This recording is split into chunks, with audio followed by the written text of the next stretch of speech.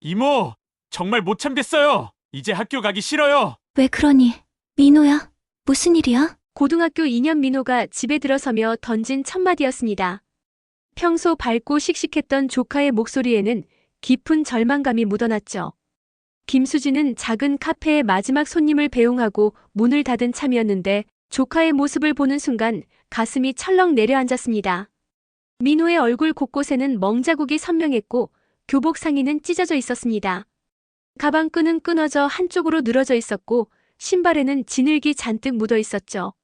무엇보다 조카의 눈빛에서 느껴지는 무력감과 두려움이 수진의 마음을 아프게 했습니다. 민호야, 누가 이렇게 했니? 어떤 애들이야?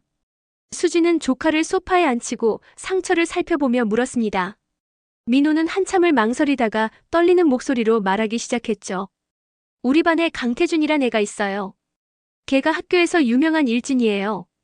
걔네들이 저한테 매일 돈을 가져오라고 하는데 제가 거절했더니 이렇게 됐어요. 민호의 설명을 들으며 수진의 얼굴이 점점 굳어졌습니다. 강태준이라는 학생은 학교에서도 소문난 문제아였고 부모가 지역 유지라서 선생님들도 함부로 건드리지 못한다는 이야기였죠. 그 아이와 함께 다니는 무리들도 모두 비슷한 배경을 가진 아이들이라 학교에서는 거의 손을 쓸 수 없는 상황이었습니다. 어제는 화장실에서 저를 때렸고 오늘은 급식비까지 빼앗아갔어요. 그리고 내일까지 10만 원을 가져오지 않으면 더 심하게 하겠다고 협박했어요. 민호의 목소리가 점점 작아졌습니다. 17살 고등학생이 견디기에는 너무나 큰 고통이었죠. 수지는 조카의 떨리는 어깨를 감싸며 마음속 깊은 곳에서 무언가가 끓어오르는 것을 느꼈습니다. 담임 선생님한테는 이야기했니? 말해봤지만 소용없어요. 강태준이 아버지가 교육청에 아는 사람이 많다고 하면서 오히려 더 심하게 괴롭혔어요. 수지는 조카의 상처를 보며 주먹을 꽉 쥐었습니다. 평범한 카페 사장으로 살아가고 있지만 과거 경찰 특임대에서 몸담았던 시절의 기억들이 되살아나기 시작했죠. 하지만 지금은 그런 과거를 드러낼 때가 아니었습니다. 민호야, 이모가 해결해줄게. 걱정하지 마. 수진의 목소리에는 조용하지만 단단한 결의가 담겨 있었습니다. 다음 날 오전 수진은 평소와 다름없이 단정한 블라우스에 검은색 바지를 입고 민호의 학교를 찾았습니다. 겉보기에는 그저 평범한 중년 여성의 모습이었죠. 교무실에서 담임 선생님과 만난 수진의 표정은 차분했지만 내심으로는 조카를 괴롭힌 아이들에 대한 분노가 치밀어 오르고 있었습니다. 민호 이모이신가요? 사실 저희도 어려운 상황입니다. 담임 김 선생님의 목소리에는 무력감이 섞여 있었습니다. 강태준과 그 무리들의 문제는 이미 학교 전체가 알고 있는 사안이었지만 그들의 배경 때문에 적극적으로 나서기 어려운 것이 현실이었죠. 그 아이들 학부모님들과 한번 만나볼 수 있을까요? 수진의 요청에 김 선생님은 난색을 표했습니다. 하지만 수진의 차분하면서도 단호한 태도에 결국 연락을 취해주기로 했죠. 오후 2시 학교 상담실에서 만나기로 약속이 잡혔습니다. 점심시간이 되자 수진은 복도를 걸어가며 민호가 다니는 교실 근처를 둘러보았습니다. 그때 복도 끝에서 웃음소리와 함께 누군가를 괴롭히는 소리가 들려왔죠. 수진이 조용히 다가가 보니 바로 민호가 벽에 몰린 채 몇 명의 학생들에게 둘러싸여 있었습니다. 야, 돈 준비했냐? 오늘까지라고 했잖아. 키가 크고 건장한 체격의 학생이 민호의 가슴팍을 밀치며 말했습니다. 바로 강태준이었죠. 그 옆에는 3명의 친구들이 비열한 미소를 지으며 서 있었습니다. 저한테 시간을 좀 더 주세요. 이모한테 말씀드려 볼게요. 민호의 떨리는 목소리가 복도에 울렸습니다. 수지는 가슴이 끓어오르는 것을 느꼈지만 일단 상황을 지켜보기로 했죠. 시간? 너 우리를 우습게 보냐? 강태준이 민호의 교복깃을 움켜잡으며 위협적으로 말했습니다. 그 순간 수진이 나타났죠. 학생들 뭘 하고 있는 거니? 수진의 목소리는 조용했지만 단호했습니다. 강태준과 친구들은 갑자기 나타난 어른을 보며 잠시 당황했죠. 누구세요? 여기 학생들끼리 이야기하는 건데 참견하지 마세요. 강태준의 말투는 여전히 건방졌습니다. 수진은 민호를 자신의 뒤로 보내며 차분하게 대답했죠. 민호 이모입니다. 오후에 학부모님들과 만나기로 했는데 그 전에 학생들과 먼저 이야기해보고 싶어서요. 강태준은 코웃음을 쳤습니다. 눈앞의 여자는 그저 평범해 보이는 중년 아줌마에 불과했죠. 아, 민호 이모. 반갑네요. 강태준의 말투에는 조롱이 가득했습니다. 친구들도 킥킥거리며 웃었죠. 수진의 소박한 차림새와 조용한 태도를 보며 만만하게 본 것이었습니다. 학생, 이름이 뭐니? 강태준이요. 근데 아줌마가 왜 우리한테 이름을 물어봐요? 여기 학교인데 함부로 들어와서 참견하면 안 되는 거 아닌가요? 강태준의 친구 중 하나인 박민수가 끼어들었습니다. 덩치가 제법 큰 아이였는데 수진을 위아래로 훑어보며 비웃는 표정을 지었죠. 아줌마 민호 때문에 왔다고요? 그럼 우리가 왜 민호를 괴롭히는지 아세요? 강태준이 팔짱을 끼며 도발적으로 말했습니다. 수진은 여전히 차분한 표정을 유지하며 대답했죠. 그래, 한번 들어보자. 왜 민호를 괴롭히는 거니? 민호가 우리 서열을 인정하지 않아서요. 여기서는 우리가 왕이에요. 근데 민호가 우리 말을 안 들으니까 교육을 시켜주는 거죠. 강태준의 말에 다른 친구들이 웃음을 터뜨렸습니다. 이들에게는 후배를 괴롭히는 것이 당연한 권리인 양 생각하고 있었죠. 그리고 아줌마도 알아둬야 할 게 있어요. 우리 아버지들이 누군지 알아요? 강태준이 아버지는 이 지역 건설회사 사장이고 저희 아버지는 변호사예요. 박민수가 거만하게 말했습니다. 수진의 반응을 보며 겁을 주려는 의도가 명백했죠. 아, 그래? 그럼 학생들 부모님들이 자녀가 다른 학생을 괴롭히는 걸 알고 계시나? 수진의 질문에 강태준이 코웃음을 쳤습니다. 알면 어때요? 우리 부모님들은 우리 편이에요. 아줌마 같은 사람이 뭘 할 수 있는데요? 그 순간 또 다른 친구인 이준혁이 한술 더 떴습니다. 아줌마 카페 하신다면서요? 우리가 한번 놀러가서 난장판 만들어버릴까요? 그럼 장사 못하겠는데? 노골적인 협박이었습니다.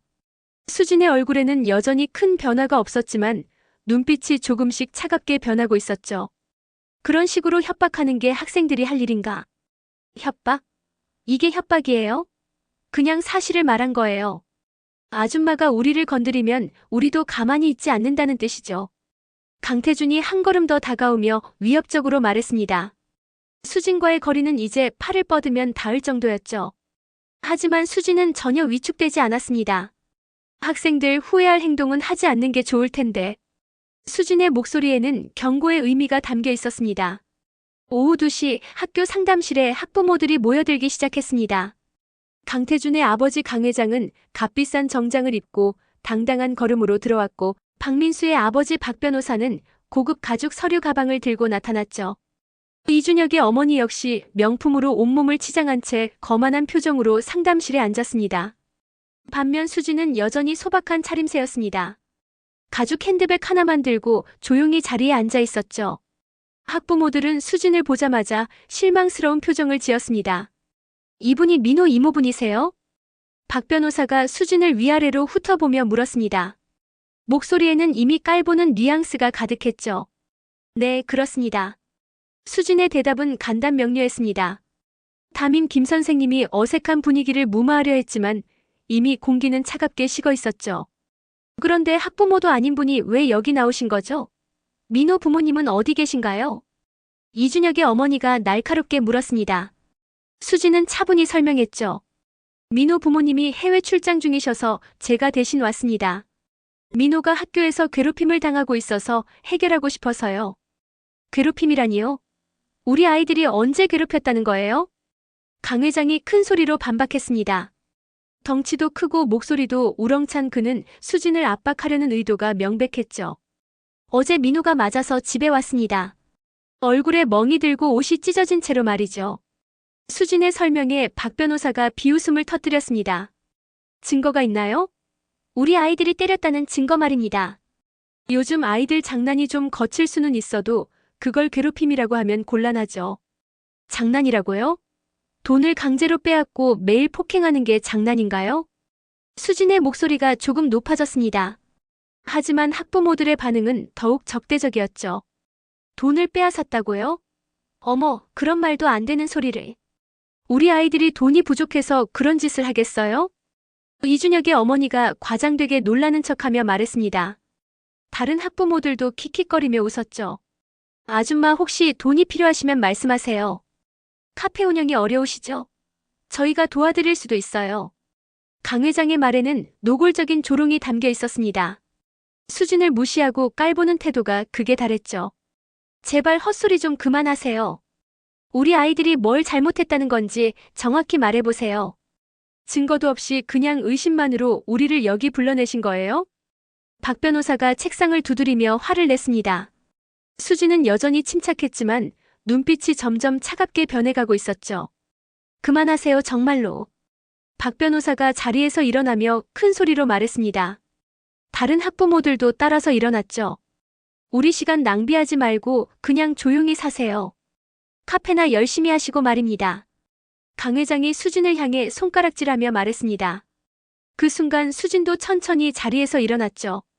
제가 조용히 부탁을 드렸는데 학부모님들이 이렇게 나오시는군요.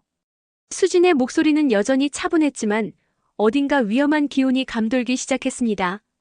담임 김 선생님이 상황을 수습하려 했지만 이미 늦었죠. 부탁? 우리가 왜 아줌마 부탁을 들어야 하는데요? 아줌마가 누군데? 이준혁의 어머니가 히스테리를 부리며 소리쳤습니다. 그때 강 회장이 수진에게 다가오며 위협적으로 말했죠. 아줌마 정도가 지나치면 안 돼요. 우리가 누군지 알아요? 이 동네에서 우리를 건드리면 어떻게 되는지 뻔히 아실 텐데. 강 회장이 수진의 어깨에 손을 올리려는 순간이었습니다. 수진이 재빠르게 그의 손목을 잡았죠. 강 회장은 갑작스러운 일에 당황했습니다. 뭐 하는 거야? 강 회장이 소리치며 손을 빼려 했지만 수진의 소나기는 바위처럼 단단했습니다. 수진의 눈빛이 순간 변했죠. 평소의 온화한 모습은 온데간데 없고 차갑고 날카로운 눈빛이 강 회장을 관통했습니다. 손 놓으세요. 수진의 목소리가 낮게 깔렸습니다. 강 회장은 무언가 이상함을 느꼈지만 여전히 큰 소리를 쳤죠. 야, 이 아줌마가 지금 뭐 하는 거야? 당장 손 놔. 그때 박 변호사가 휴대폰을 꺼내며 소리쳤습니다. 지금 당장 경찰 신고할 거예요. 폭행이잖아요, 이거. 수진이 강 회장의 손목을 놓자 강 회장은 손목을 비비며 뒤로 물러났습니다. 얼굴이 새빨갛게 달아올라 있었죠. 이 아줌마 완전히 미쳤네. 감히 나한테 손을 대. 이준혁의 어머니도 히스테리를 부리며 소리쳤습니다. 당장 사과해요. 우리가 누군지 알아요? 우리 남편들이 이 소식 들으면 가만 안 둘 거예요. 그러나 수진의 표정은 더 이상 이전과 같지 않았습니다. 무언가 내재된 힘이 서서히 표면으로 올라오고 있었죠. 상담실의 분위기가 갑자기 무거워졌습니다. 학부모님들 마지막으로 한 번 더 말씀드릴게요. 수진의 목소리에는 경고가 담겨 있었습니다. 자녀분들이 민호한테 사과하고 다시는 괴롭히지 않겠다고 약속하시면 이 일은 여기서 끝납니다. 사과? 우리가 왜 사과를 해야 하는데요? 박 변호사가 소리치며 상담실 문을 향해 걸어갔습니다. 다른 학부모들도 따라 나가려 했죠. 그때 수진이 조용히 말했습니다. 그럼 다른 방법을 써야겠네요. 수진이 가방에서 휴대폰을 꺼내 어디론가 전화를 걸기 시작했습니다. 학부모들은 무시하며 상담실을 나가려 했죠. 여보세요, 김영사님? 저 수진이에요. 네, 오랜만이죠. 수진의 통화 내용을 들은 강 회장이 문 앞에서 걸음을 멈췄습니다. 학교 폭력 사건 관련해서 도움이 필요해서요. 네, 증거도 충분하고 증인도 있습니다. 박 변호사의 얼굴이 굳어지기 시작했습니다. 수진의 말투가 심상치 않았기 때문이죠. 아, 그리고 협박과 공갈 혐의도 추가해주세요. 학부모들이 직접 위협을 가했거든요. 이준혁의 어머니가 돌아서며 소리쳤습니다. 뭘 짓거리는 거예요? 우리가 언제 협박했다는 거예요? 수진이 통화를 마치고 휴대폰을 내려놓았습니다. 그리고 가방에서 작은 녹음기를 꺼내 보였죠. 방금 전 대화가 모두 녹음되어 있습니다. 자녀분들의 괴롭힘 인정 발언, 협박 발언, 모든 게 다요. 학부모들의 얼굴이 창백해졌습니다. 강 회장이 떨리는 목소리로 물었죠. 당신이 누구야? 도대체 누구냐고. 수진이 천천히 자리에서 일어났습니다. 그리고 가방에서 낡은 신분증 하나를 꺼내 보였죠. 김수진 전 경찰청 특임대 소속이었습니다. 상담실에 정적이 흘렀습니다. 학부모들은 멘붕 상태였죠. 특임대라는 단어의 무게를 모르는 사람은 없었습니다. 거짓말이야. 아줌마가 특임대 출신일 리가 없어. 박 변호사가 소리쳤지만 목소리에는 이미 동요가 섞여 있었습니다. 수진이 조용히 말했죠. 15년간 특임대에서 근무했습니다. 조직폭력배 소탕작전, 마약 수사, 인질 구출 작전까지 경험했고요. 수진의 말에 담임 김 선생님도 깜짝 놀랐습니다. 평소 온화해 보였던 학부모가 이런 경력의 소유자였다니 믿기지 않았죠. 그리고 지금 제가 연락한 김영사는 현재 강력계 팀장입니다. 학교 폭력은 강력 범죄로 분류되거든요. 강 회장이 식은땀을 흘리며 말했습니다. 우리가 뭘 잘못했다는 거야? 우리 아이들 장난인데. 장난이라고요? CCTV 확인해 보시겠어요? 학교 곳곳에 설치된 카메라에 모든 게 찍혀 있을 텐데요. 수진의 말에 학부모들이 서로 눈치를 보기 시작했습니다. 이미 상황이 자신들에게 불리하게 돌아가고 있다는 것을 깨달았죠. 그리고 제가 가진 자료들을 언론에 제보하면 어떻게 될지 아시겠죠? 지역 유지들의 자녀가 집단 괴롭힘을 했다는 기사가 나간다면요. 수진의 마지막 말에 학부모들의 얼굴이 완전히 하얗게 변했습니다. 언론에 알려지는 것은 그들에게 치명적인 타격이 될 것이 분명했죠. 특히 강 회장의 경우 건설회사를 운영하고 있어 이미지가 중요했고 박 변호사 역시 변호사 자격에 문제가 생길 수 있었습니다. 잠깐만요. 너무 성급하게 행동하시는 거 아닌가요? 박 변호사가 당황하며 손을 내저었습니다. 아까까지의 거만한 태도는 온데간데 없었죠. 성급하다고요? 그럼 언제까지 민호가 괴롭힘을 당해야 하나요? 수진의 목소리는 여전히 차분했지만 그 안에 담긴 힘은 강력했습니다. 학부모들은 이제야 자신들이 상대하고 있는 사람이 만만한 상대가 아니라는 것을 깨달았죠. 우리가 잘못 생각했나 봅니다. 강 회장이 떨리는 목소리로 말했습니다. 덩치 큰 체구의 우렁찬 목소리를 자랑하던 그의 모습은 온데간데 없었죠. 제가 집에 가서 태준이에게 민호한테 사과하라고 말하겠습니다. 이준혁의 어머니도 급히 말을 보탰습니다. 저희 아이도 잘못을 뉘우치게 하겠어요. 정말 몰랐어요. 이렇게 심각한 문제인 줄. 하지만 수진은 만족하지 않았습니다. 말로만 하는 사과가 아니라 제대로 된 사과를 받고 싶습니다. 수진이 휴대폰을 꺼내며 말했죠. 지금 당장 자녀분들을 불러서 여기서 민호한테 직접 사과하게 하세요. 그리고 다시는 괴롭히지 않겠다는 각서도 써야 합니다. 학부모들은 어쩔 수 없이 각자 자녀들에게 전화를 걸었습니다. 10분 후 강태준과 친구들이 상담실에 나타났죠. 아이들은 부모들의 창백한 얼굴을 보며 사태의 심각성을 깨달았습니다. 태준아, 민호한테 사과해. 강 회장의 목소리에는 더 이상 권위가 없었습니다. 강태준은 영문을 모르겠다는 표정으로 아버지를 쳐다봤죠. 아버지, 왜 갑자기 그러세요? 시키는 대로 해. 당장. 강 회장이 소리치자 강태준은 깜짝 놀랐습니다. 아버지가 이렇게 당황하는 모습을 본 적이 없었거든요. 민호야, 미안해. 앞으로 괴롭히지 않을게. 강태준의 사과는 억지스러웠지만 다른 친구들도 차례대로 따라했습니다. 하지만 수지는 여기서 끝내지 않았죠. 각서를 써주세요. 다시는 민호를 괴롭히지 않겠다는 내용으로요. 학부모들은 어쩔 수 없이 종이에 각서를 작성했습니다. 자녀들의 이름으로 된 사과문과 괴롭힘 중단 약속서였죠. 그리고 앞으로 민호뿐만 아니라 다른 학생들도 괴롭히면 바로 경찰서에 신고하겠습니다. 수진의 마지막 경고에 모든 사람이 고개를 끄덕였습니다. 그날 이후 민호의 학교 생활은 완전히 달라졌습니다. 강태준과 친구들은 민호를 보면 멀리 피해 다녔고 다른 학생들을 괴롭히는 일도 완전히 사라졌죠. 오히려 강태준은 민호에게 먼저 인사를 하며 조심스럽게 대했습니다. 한 달 후 민호는 수진의 카페에 들러 환한 미소를 지으며 말했습니다. 이모 정말 고마워요. 이제 학교 가는 게 전혀 무섭지 않아요. 수진은 조카에게 따뜻한 커피를 내주며 미소를 지었습니다. 평범한 카페 사장의 모습으로 돌아간 그녀는 더 이상 과거의 일을 언급하지 않았죠. 민호야, 앞으로도 누군가 괴롭히면 바로 이모한테 말해. 혼자 견디려고 하지 마. 네, 이모. 그런데 신기해요. 강태준이가 요즘 완전히 다른 사람이 됐어요. 다른 애들한테도 친절하게 대하고요. 민호의 말에 수지는 흐뭇해했습니다. 단순히 가해자들을 혼내주는 것이 목적이 아니라 진정한 변화를 이끌어내는 것이 더 중요했기 때문이죠. 사람은 누구나 변할 수 있어. 다만 올바른 방향으로 이끌어주는 사람이 필요할 뿐이야. 수진의 말에는 깊은 철학이 담겨 있었습니다. 특임대에서 수많은 사건을 해결하며 깨달은 것은 폭력으로는 근본적인 해결이 되지 않는다는 사실이었죠. 며칠 후 뜻밖에도 강 회장이 카페를 찾아왔습니다. 그는 수진 앞에서 깊이 고개를 숙이며 말했죠. 정말 죄송합니다. 그리고 감사합니다. 수진은 의아한 표정으로 그를 바라봤습니다. 태준이가 완전히 달라졌어요. 집에서도 예의 바르게 행동하고 공부도 열심히 하고요. 이런 변화가 가능한 줄 몰랐습니다. 강 회장의 진심 어린 사과에 수진은 따뜻하게 미소 지었습니다. 아이들은 어른들의 거울이에요. 우리가 올바른 모습을 보여주면 아이들도 따라 변합니다. 그 후로도 박 변호사와 이준혁의 어머니가 찾아와 감사 인사를 전했습니다.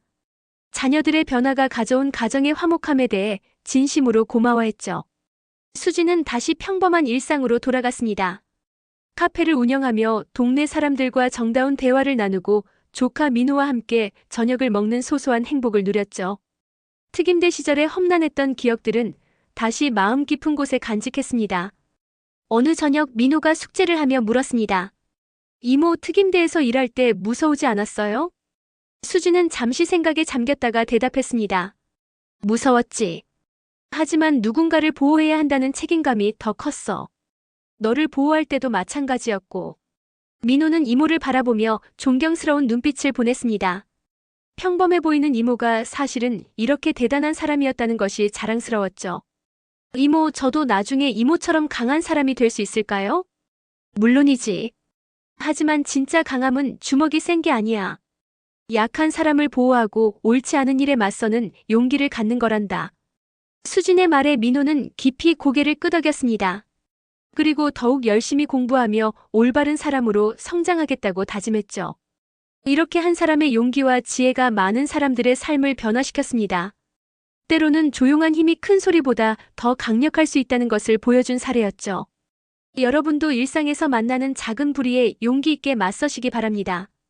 그 작은 용기가 세상을 조금씩 더 나은 곳으로 만들어갈 테니까요. 오늘 이야기가 마음에 드셨다면 좋아요와 구독 부탁드리고 여러분의 소중한 댓글도 기다리겠습니다.